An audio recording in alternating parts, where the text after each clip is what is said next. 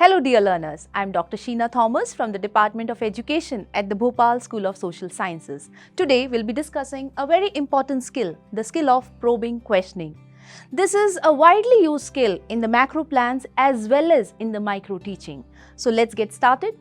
So how do I create something out of nothing? If you understand or ponder over this question, it is by questioning. I think the major discoveries in the world were made by questioning. So the teachers can extract the maximum from their students by questioning. And that is the reason the skill of probing questioning becomes so important. So when a teacher puts up a question to her students, what could be the possible responses? Quite possible, it could be a right answer. What could be the other possibility? It could be wrong. It could be partially right. There could be also possibility that the student stands without an answer. That is, no answer. So these are the major possibilities when a teacher puts up a question before the class. So what is the skill of probing questioning? It is a technique that deals with getting the students to respond and are included in the skill of probing questioning. It is a technique, how you extract responses from your students. And if you learn this art, your teaching will actually be very, very substantial and you will ease your own work. But then the technique has to be right. Because I'll give you a small example to build up on what I'm trying to tell you. It's a technique.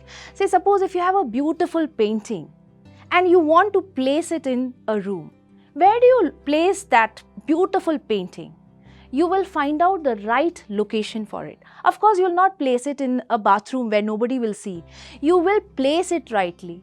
You will use the right machine. If you use a nail and a hammer, probably you're going to damage your own hands and fingers. So what you need to do is, you need to have a drilling machine. So drilling machine here is a technique.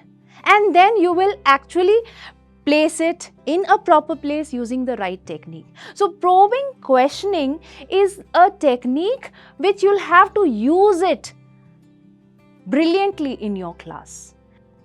So why use the skill of probing questioning? First, to clarify a pupil's understanding. That is what you need to do as a teacher.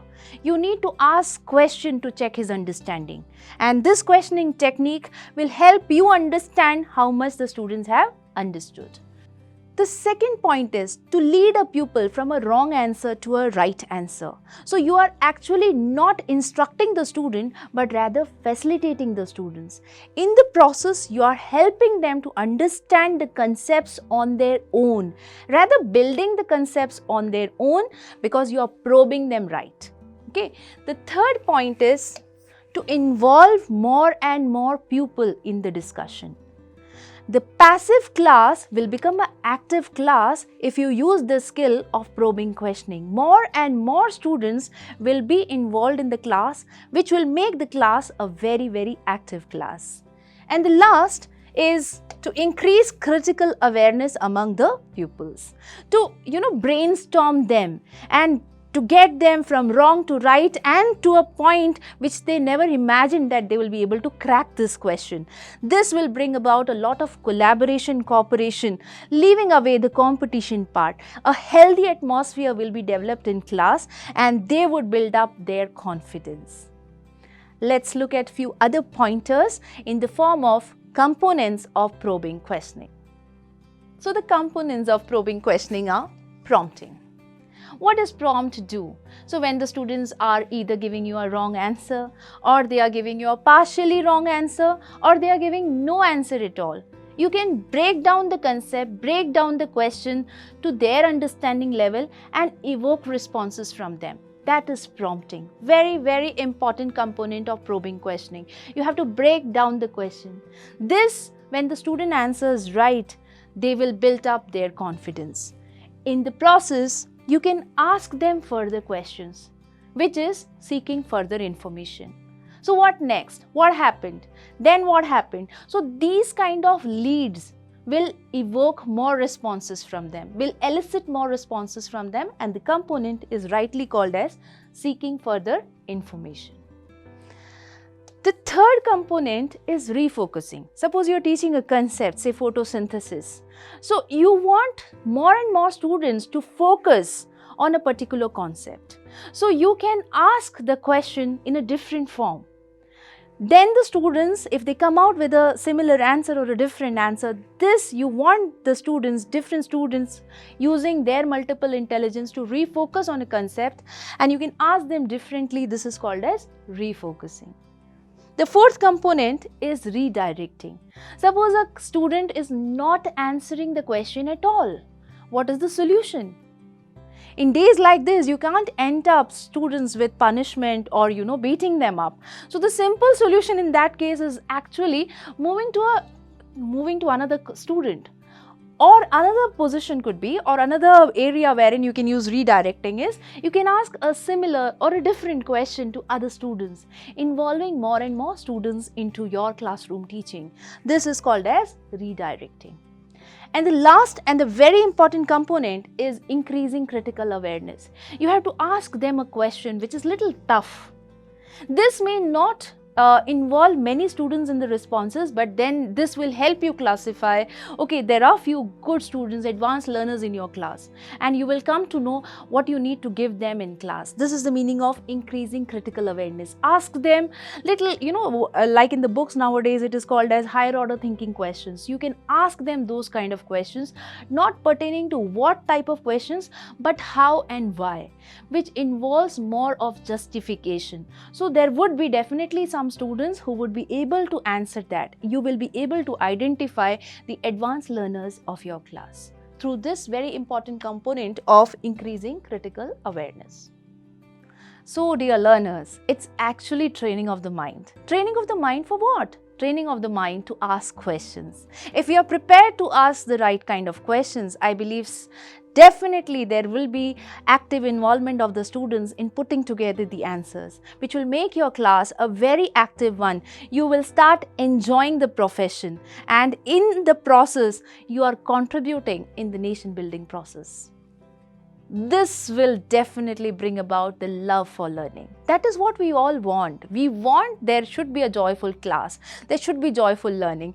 And definitely when you have this training of mind to ask the right kind of questions rather than just use the instruction method, you will definitely revise, recap on what you need to ask the second day.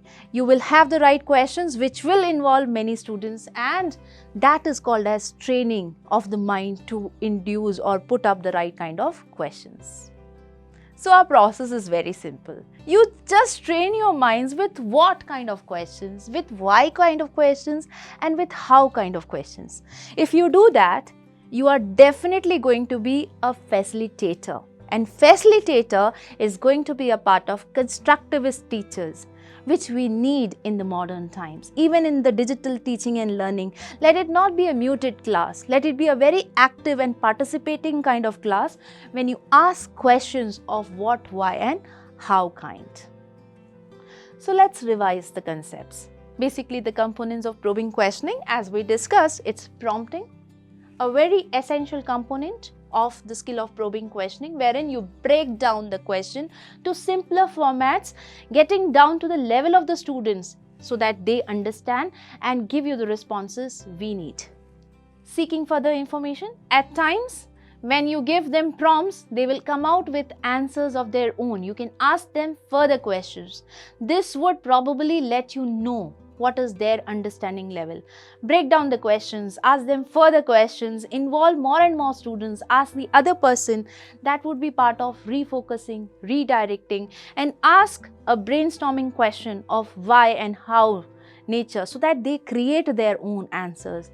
This would be the component of increasing critical awareness. So I hope, my dear learners, that you have understood the very important concept of probing questioning.